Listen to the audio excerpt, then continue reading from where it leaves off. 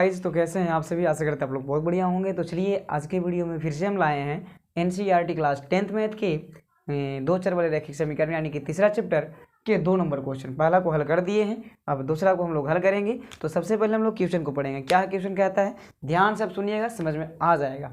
ठीक है, तो क्वेश्चन यही है कि क्रिकेट टीम के एक कोच ने 3900 रुपये में 3 बल्ले तथा 6 गेंदें खरीदें। बाद में उसने एक और बल्ला तथा उसी प्रकार के 2 गेंद 1300 रुपये में खरीदी। इस स्थिति को बीजगणितीय तथा ज्यामितीय रूप में व्यक्त कीजिए।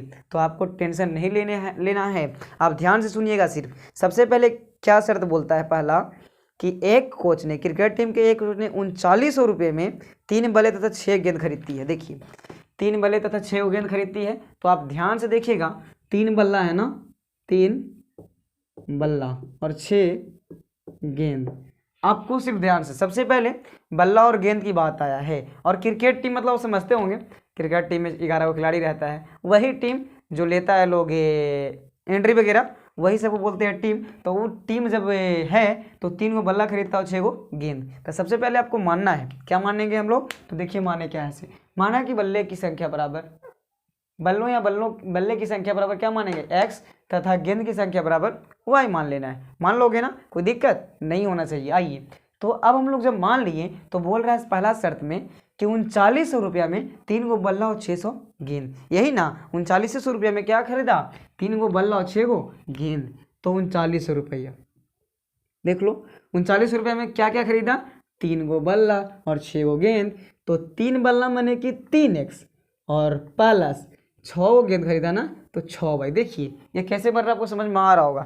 अब हम जोड़ने का मकसद क्या है, क्योंकि ये दोनों को जोड़ करके इतना पैसा दिया गया है, इसीलिए ना हम 3900 बराबर रखे, है ना। मूल्य पूरा इतना दिया गया है और बोला कि 3 को गेंदा खरीदा और 6 को बल्ला खरीदा, यही ना। नहीं, 3 बल्ला और 6 गेंद खरीदा तो इतना रुपया देना पड़ा, यही तो बात है। चलिए उसके बाद में क्या कहता है, कुछ कॉमन होना चाहिए।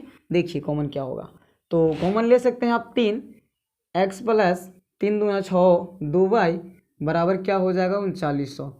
ठीक है, उसके बाद में x प्लस 2y बराबर 3900 को क्या लिखेंगे, इस तरह से लिख सकते हैं, बटा 3 करके, क्योंकि यहाँ ये बेचारा क्या था गुना में, तो बराबर को उछट जाएगा तो भाग में चले जाएगा, बिल्कुल।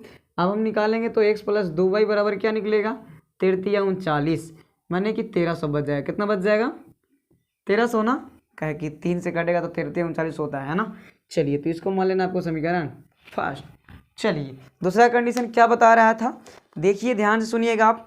फिर बोलता है कि उसी प्रकार के 2 गेंद, चलिए आगे क्या बोलता है, एक और बल्ला और तथा उसी प्रकार के 2 गेंद। ठीक है, उसी प्रकार के 2 गेंद और एक और बल्ला खरीदता है, यानी एक बल्ला और 2 गेंद फिर खरीदता है। तो कितना सौ में खरीदता है, तो देखिए बताते हैं आपको कितना में खरीदता है, 1300 में खरीदता है। कितना में, 1300 में। ठीक है, तो दूसरा शर्त क्या है, चलिए शर्त सेकंड, यहाँ लिख सकते थे शर्त फर्स्ट।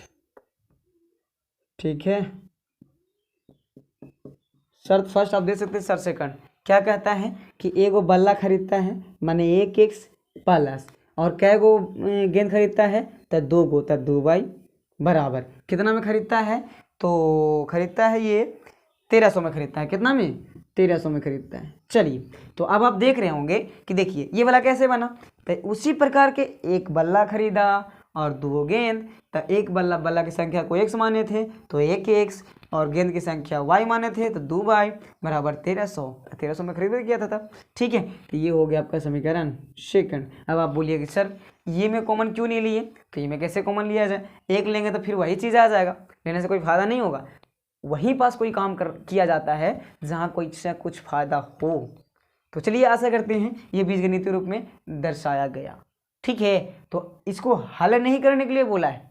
ठीक है, बीजगणितीय रूप में दर्शाना था और दर्शा दिए। आप देखिएगा आंसर इसी तरह से देता है। तो चलिए आशा करते हैं आपको यही वीडियो हेल्पफुल लगा होगा, तो मेरे चैनल को सब्सक्राइब करें, लाइक करें और शेयर करें, ताकि हम इसी प्रकार के वीडियो हमेशा आप लोगों के लिए लाते रहें। Thank you.